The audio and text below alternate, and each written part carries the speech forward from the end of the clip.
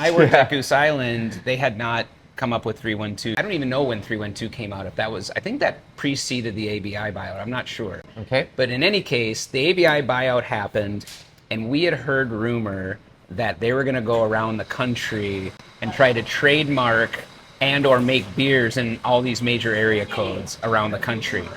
What you might not know is the 805 area code actually encompasses currently 3 very large counties between LA and San Francisco on the Central Coast. So you've got Ventura, Santa Barbara, and SLO counties, but it used to also be Bakersfield and everything in the Central Valley.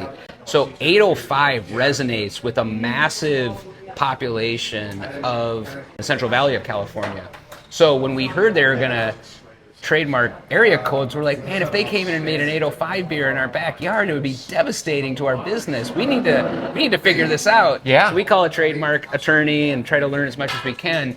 And he said, rest assured, first to market always wins. You just need to produce that beer and get it out there. And that defends your turf. So it was a complete defensive move. We never thought it was anything other than we just didn't want somebody else to make that beer in our backyard. 805 logos that you see, that happened real quick. Yep. The black can concept, really quick. Adam and David came to me and was like, we need a beer recipe. It only needs to be a draft beer. Don't overthink it. But I was like, well, I know what 312 is. I know what its mass appeal is. It's more about what it's not than what it is. So we came up with this blonde ale. So it's not dry hopped. It's a really simple beer, but I wanted to make it very drinkable. And we launched it, and it just took off like wildfire. You know, the next 10 years was just trying to keep up with this whole thing.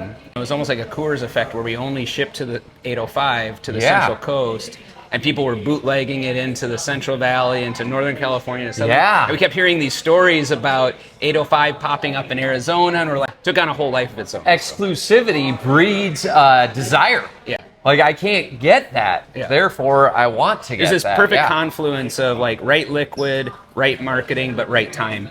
You know, there was also a vacuum out there that we brewed into. So, well, you're humble about that, no doubt about it. So that's a great story. Well, thanks again for sharing. We got a bonus story there. So that's exclusively here on the Mike vs. Beer channel. So awesome.